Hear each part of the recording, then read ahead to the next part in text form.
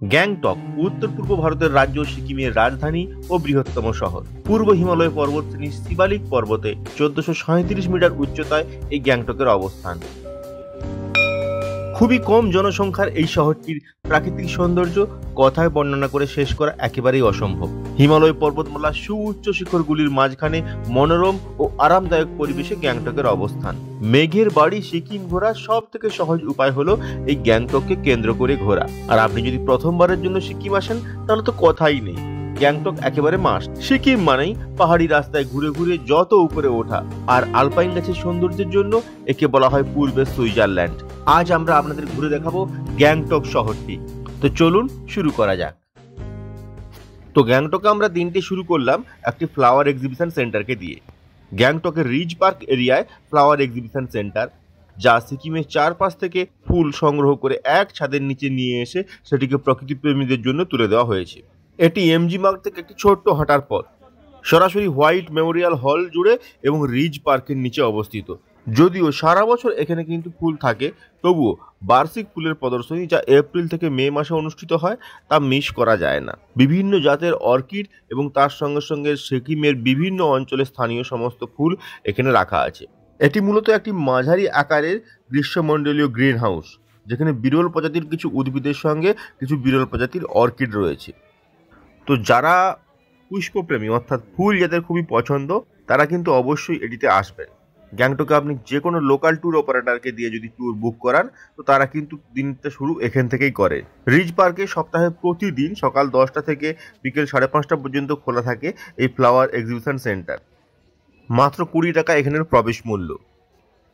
মেঘে ঢাকা কুয়াশা ভরা গ্যাংটক শহরের ফ্লাওয়ার এক্সিবিশন সেন্টারকে আমরা বিদায় জানিয়ে এবার চলে এলাম হনুমান টক, যা গ্যাংটক শহরের একটা খুব বিখ্যাত মন্দির। নাম শুনেই বুঝতে পারছেন এখানে একটা হনুমানজির মন্দির রয়েছে, এবং এই পুরো মন্দির চত্বরটি ভারতীয় সেনাবাহিনী রক্ষণাবেক্ষণ করে। 7,200 ফুট উচ্চতায় অবস্থিত এই রাজ মন্দিরটি কাঞ্চনজঙ্ঘা চূড়ার ঠিক বিপরীতে অবস্থিত। এর সৌন্দর্য আপনাকে একেবারে মোহিত করবে। সিকিমের রাজধানী গ্যাংটকের চারপাশের বিশাল পাহাড়ের দৃশ্য, যা আপনি এই হনুমান টকে বসে দেখতে পারেন। তো বেশ খানিকটা সিঁড়ি ভেঙে ওপরে উঠতে হয়, তো আমরাও ধীরে ধীরে সিঁড়ি ভেঙে ওপরে উঠে চলেছি।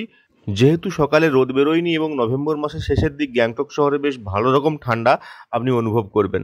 তার উপরে এটি একটি মন্দির, আপনাকে জুতো খুলে প্রবেশ করতে হবে, তো পায়েও আপনি বেশ ঠান্ডা অনুভব করবেন। খুব সকাল সকাল আমরা আসার জন্য এখনও কিন্তু অতটাও ভিড় হয়নি। ধীরে ধীরে যত বেলা বাড়বে এই মন্দিরটাতে কিন্তু ভিড় বাড়তেই থাকে। গ্যাংটক শহরে এলেই আপনি গ্যাংটক থেকে বিভিন্ন জায়গা ট্যুর প্ল্যান করতে পারেন। ইস্ট সিকিম অর্থাৎ ছাঙ্গু লেক, বাবা মন্দির, জুলুক, বা আপনি নর্থ সিকিমও যেতে পারেন। আবার অনেকে এখান থেকে পশ্চিম সিকিম, পেলিং, রাবাংলার দিকেও যায়। পুরো ট্যুর হয় গ্যাংটক শহরকে বেশ করেই। তার মধ্যে সবাই কিন্তু একদিন বা দুদিন এই গ্যাংটক শহরটাকে এক্সপ্লোর করার জন্য রাখে। সেই গ্যাংটক শহর এক্সপ্লোর করতে গেলেই তার মধ্যে অবশ্যই আসবে এই হনুমান টক, যেটা শহর থেকে 10-12 কিলোমিটার দূরেই অবস্থিত, শহরের কোলাহল থেকে অনেকটাই মুক্ত। আপনি যদি প্রথমবার গ্যাংটক বা সিকিম আসেন, তাহলে গ্যাংটক শহরে কিন্তু আপনি কোলাহল পাবেন। সাইড সিনে বেরিয়ে যখন হনুমান টকে আসবেন, তখন প্রথমবারের জন্য কিন্তু আপনি কোলাহল মুক্ত একটি পাহাড় এখানে দেখতে পাবেন। রোদ ঝলমলে পরিষ্কার দিনে এই হনুমান টক থেকে কিন্তু কাঞ্চনজঙ্ঘা দেখা যায়। একেবারে তুষারাবৃত শৃঙ্গগুলো চেয়ে থাকে। কিন্তু আজকে যেহেতু মেঘে ঢাকা এবং আগামী 2-3 দিনও রোদ বেরোবার কোনো সম্ভাবনা নেই, তাই এখন কাঞ্চনজঙ্ঘা এখান থেকে দেখার কোনো সম্ভাবনাই নেই। কিন্তু আগেই বলেছিলাম, মেঘেদের দেশ সিকিম। মেঘ যাদের ভালো লাগে, এখানে বসে বসে মেঘ উপভোগ করতে পারেন। আপনার গা দিয়ে মেঘ ছুঁয়ে চলে যাবে। বেশ কোলাহল মুক্ত একটা সকাল এখানে কাটানো গেল।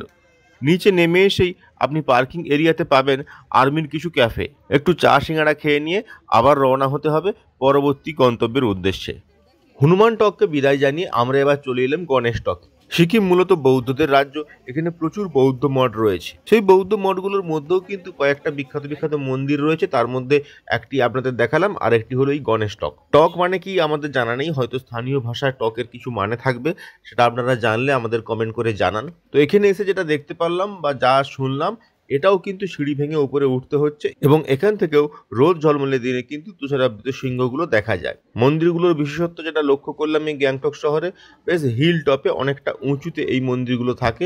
মন্দিরগুলো থেকে সুন্দর সুন্দর ভিউ পাওয়া যায়। যদিও হনুমান টকের মতো এই মন্দিরটা অতটাও বড় নয়, সেটা হনুমানজির মন্দির ছিল, এটা গণপতি বাপ্পার মন্দির।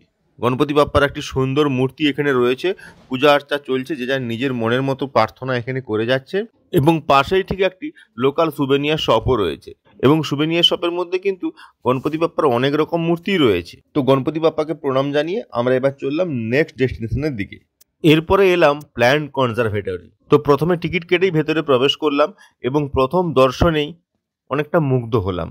জানতে পারলাম এটা হচ্ছে সিকিমের ফরেস্ট ডিপার্টমেন্টের তরফ থেকে সিকিমের বিভিন্ন প্রজাতির উদ্ভিদের একটা জাদুঘরের মতো বলতে পারেন। বিভিন্ন প্রকারের উদ্ভিদ, বিশেষ করে রডোডেনড্রন, আলপাইন ইত্যাদি উদ্ভিদগুলোকে এখানে সংরক্ষিত করে রাখা হয়েছে, এবং বিভিন্ন প্রজাতির রডোডেনড্রন, বিভিন্ন প্রজাতির আলপাইন এখানে লাগানো রয়েছে। প্রতিটি গাছের তলায় সুন্দর করে একটি নেম বোর্ড লাগানো রয়েছে, যা দেখে আপনি চিনতে পারবেন, অর্থাৎ আপনার কোনো গাইডের এখানে প্রয়োজন হবে না কোনটি কী গাছ বলে দেওয়ার জন্য। আপনি নিজেই ঘুরতে থাকুন এবং চিনে যাবেন। অনেকটা পার্কের মতো খুব সুন্দর, এবং যেহেতু পাহাড়ের কোলে পার্কের মতো সুন্দর, যারা গাছ চেনেন না, জানেন না, বা গাছ ভালোও লাগে না, তাদের পার্ক মনে করেই এই জায়গাটা ঘুরতে ভালো লাগবে। আমাদের পথের সঙ্গী হলো এই ছোট্ট সারমেয়টি, এও আমাদের সঙ্গে দেখছি ঘুরে বেড়াচ্ছে। অনেকটাই ফাঁকা, লোকজনের ভিড় কম। এই রকম পার্কে ঘুরতে ঘুরতে হঠাৎ করে মেঘ কখন ছুঁয়ে দিয়ে আপনাকে চলে যাচ্ছে আপনি বুঝতেও পারবেন না। এবং মাঝে মাঝে বেশ কয়েকটা জায়গায় অনেক বড় বড় সাইনবোর্ড লাগানো রয়েছে, বিভিন্ন প্রজাতির গাছগুলো সম্বন্ধে ব্যাখ্যা বর্ণনা দেওয়া রয়েছে। উদ্ভিদ যাদের ভালো লাগে, রোডোডেনড্রন যাদের ভালো লাগে, তারা এখানে আসুন। রোডোডেনড্রন স্যাংচুয়ারির মতো অনেকটাই এটাকে মনে হবে আপনার। পাহাড়ের কোলে সুন্দর এই প্ল্যান্ট কনজারভেটরি, যা আপনাকে অনেকটা গাছের জাদুঘরের মতোই মনে হবে। গ্যাংটক এসেছি, মনেস্ট্রি না গেলে কি হয়, তাই এবারে চলে এলাম নেক্সট ডেস্টিনেশন গ্যাংটকের গঞ্জাং মনেস্ট্রিতে। সিকিম বৌদ্ধদের রাজ্য, গোটা সিকিম জুড়ে আপনি অসংখ্য মনেস্ট্রি পাবেন, এবং প্রতিটি মনেস্ট্রিরই নিজস্ব একটা বিশেষত্ব রয়েছে। এই গঞ্জাং মনেস্ট্রি গ্যাংটকের এসএনটি বাস স্টেশন থেকে প্রায় 8 কিলোমিটার দূরে তাসি ভিউ পয়েন্টের কাছে অবস্থিত। 1981 সালে গঞ্জাং রিংপোচে এই মঠটি প্রতিষ্ঠা করেছিলেন। আমরা আমাদের ড্রাইভারের কাছে শুনলাম গ্রীষ্মের একটি পরিষ্কার দিনে এই গঞ্জাং মনেস্ট্রি থেকে সিকিমের গ্যাংটকের ভিউটা অবিস্মরণীয় হয়ে থাকে। কিন্তু এখন তো শীতকাল, তাই দেখারও তেমন কিছু নেই। তবে এই মনেস্ট্রির ভেতরে কিন্তু প্রবেশ করতে দেয়। ভেতরে ক্যামেরা, মোবাইল এইসব নিষিদ্ধ, তাই ভিডিও করা আপনাদের জন্য একেবারেই সম্ভব হলো না। সকাল 9টার পরে এই মনেস্ট্রি খুলে যায়, এবং সন্ধে হওয়ার আগে অবধি এই মনেস্ট্রি কিন্তু ওপেন থাকে, যা জানতে পারলাম। তো মনেস্ট্রি থেকে বেরিয়ে এবার আমরা চলে এলাম একটি জলপ্রপাত দেখতে, বকথাং ওয়াটারফল। জলপ্রপাত বলুন বা ঝর্ণা বলুন, সিকিমের শহরের মধ্যে এই ওয়াটারফলটি দেখাতে আমাদেরকে ড্রাইভার নিয়ে এলো। নাম দেখলাম বকথাং ওয়াটারফল। যদিও আমি এটাকে জলপ্রপাত বলবো না, ঝর্ণাই বলবো। জলের স্রোত একেবারেই কম, তবে আশা করা যায় বর্ষাকালে হয়তো জলের স্রোত এখানে বাড়ে। এখানে বেশ কিছু অ্যাডভেঞ্চারাস স্পোর্টস অ্যাক্টিভিটি রয়েছে বাচ্চাদের জন্য। তাছাড়া দেখার তেমন কিছুই নেই। কিছু পাহাড়ি মোমো স্টল বসেছে এখানে। গ্যাংটক মানেই কিন্তু মোমো, তো আপনি চাইলে এখানে মোমো খেতে পারেন।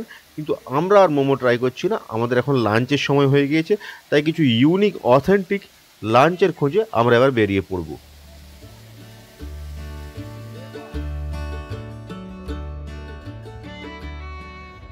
প্রতিটি জায়গায় বেড়াতে এলে সেখানকার স্থানীয় ফুড একবার ট্রাই করা উচিত, সেটাও একটা মাস্ট ডু লিস্টের মধ্যে রাখা উচিত। তো গ্যাংটক এলে সিকিমের স্থানীয় ফুড বা আপনি নেপালি ফুডও এখানে ট্রাই করতে পারেন। গ্যাংটকের এমজি রোডের কাছাকাছি বহু হোটেল রয়েছে যেগুলোতে অথেন্টিক সিকিমিজ বা নেপালিজ থালি পাওয়া যায়। তো আমরা আবার এমন একটি রেস্টুরেন্টের খোঁজে ফিরে গেলাম এমজি মার্গে।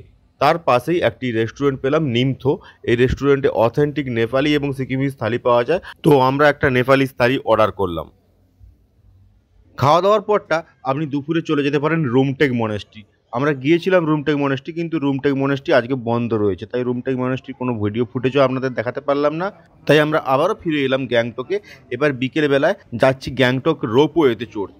গ্যাংটক এলেই গ্যাংটকের আইকনিক স্থান যেটাকে আপনাকে মিস করাই যাবে না, সেটা হলো গ্যাংটকের এই রোপওয়ে। রোপওয়ে থেকে গ্যাংটক শহরটাকে দেখতে কেমন লাগে ফেসবুকে, সোশ্যাল মিডিয়ায় এর আগে বহুবার দেখেছি আমরা। সেটা নিজের সচক্ষে দেখতে না পারলে গ্যাংটক আসার এক্সপিরিয়েন্স অনেকটাই বৃথা। তাই এই বিকেলে সূর্যাস্তের সময় গ্যাংটকের এই রোপওয়েতে একেবারে মাস্ট ডু থিংসের মধ্যে থাকবেই থাকবে। সারাটা দিন মেঘলা থাকলেও কিন্তু বিকেলের দিকে সূর্যি মামার মুখটা দেখা গেল, এবং সানসেটটা খুব সুন্দরভাবেই পাহাড়ের মধ্যে উপভোগ করা গেল। তার মধ্যে এই রোপওয়েতে ভিড় প্রচুর থাকে।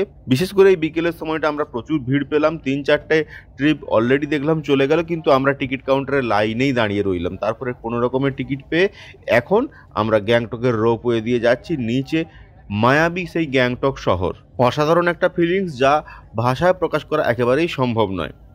যারা এসেছেন গ্যাংটক রোপওয়ে থেকে দেখেছেন তারাই জানেন। কমেন্ট করে জানান আমাদের আপনাদের ঠিক কেমন মনে হয়েছিল উপর থেকে গ্যাংটক শহরটাকে দেখার জন্য। তাছাড়াও শুনেছি হেলিকপ্টার রাইডও গ্যাংটকে পাওয়া যায়, আপনি চাইলে হেলিকপ্টারে করেও গ্যাংটক শহরটাকে দেখতে পারেন। সব শেষে দিনটা শেষ করার জন্য গ্যাংটক শহরে সন্ধ্যেবেলা আপনাকে আসতেই হবে গ্যাংটক শহরের এমজি রোডে বা ম্যালে। প্রত্যেকটা পাহাড়ি শহর, সে দার্জিলিং হোক বা গ্যাংটক হোক বা সিকিম হোক, প্রত্যেকের একটা ম্যাল রয়েছে এবং সেই ম্যালই সেই শহরের বিশেষত্ব। গ্যাংটক তার থেকে একেবারেই ব্যতিক্রম নয়। গ্যাংটক শহরের এই এমজি মার্গ বা ম্যাল যাই বলুন না কেন, এটি কিন্তু একেবারে ওয়ার্ল্ড ফেমাস। এখানে আপনি যদি সন্ধ্যেবেলা না আসেন, এই ভাইবটা ফিল না করেন, তাহলে গ্যাংটক আসা বৃথা। গ্যাংটকে আপনি সারাদিন কিছু নাই বা করুন, শুধু সন্ধ্যেবেলা গ্যাংটকের এখানে কাটানোর জন্যই কিন্তু আসা যেতে পারে। আর শীতকালে বিশেষ করে ক্রিসমাসের সময় কিন্তু পুরো জায়গাটা সেজে ওঠে। সারা বছরই এমনি কিন্তু এটি সেজে থাকেই, বিশেষ করে নভেম্বর মাসে, ডিসেম্বর পড়লো বলেই এখন কিন্তু এমজি মার্গ একেবারে সেজে উঠেছে। এই মেলে আপনি নানা ধরনের দেশি বিদেশি সমস্ত ব্র্যান্ডেড কোম্পানির আউটলেট পাবেনই পাবেন। তার সঙ্গে সঙ্গে রয়েছে চোখ জোড়া সব নানা ধরনের ক্যাসিনো, কেকের দোকান, নেপালিজ, তিব্বতিজ, ভুটানিজ বা সিকিমিজ যে কোনো ধরনের ডিশ আপনি ট্রাই করতে চাইলে বহু ধরনের কিন্তু রেস্টুরেন্ট এখানে রয়েছে। তাছাড়া আপনি যদি বাঙালি খাবারের ভক্ত হন তাহলে ম্যাল থেকে আপনাকে নিচে নামতে হবে। ম্যালের মধ্যে অতটাও বাঙালি খাবারের তো দোকান আমাদের চোখে পড়লো না, কিন্তু গোটা ম্যালটা গাড়ি একেবারে সন্ধ্যেবেলা নিষিদ্ধ, তাই আপনি হেঁটে অবলীলাক্রমে এখানে যাতায়াত করতে পারেন, ঘুরতে পারেন। অসাধারণ একটা ভাইব। সন্ধ্যেবেলা এখানে আপনি যদি ঘন্টা দুয়েক না কাটান তো এই ভাইবটা আপনি মিস করবেনই। তো আমরাও সারাটা সন্ধ্যে এখানেই কাটালাম, রাতে ডিনার সেরে ফিরলাম হোটেলে। তো এই ছিল গ্যাংটক শহর। গ্যাংটক শহরের বেশ কিছু ইম্পর্টেন্ট প্লেস আজকে আমরা ঘুরলাম এবং আপনাদের সঙ্গে শেয়ার করলাম সেটা। যদি ভালো লাগে ভিডিওটি লাইক করুন, শেয়ার করুন। এছাড়াও এ ধরনের আরও ভিডিও পেতে চাইলে আমাদের সঙ্গে যুক্ত থাকুন, চ্যানেলটি সাবস্ক্রাইব করুন। দেখা হচ্ছে আবারও খুব শীঘ্রই নতুন কোনো ভিডিওতে।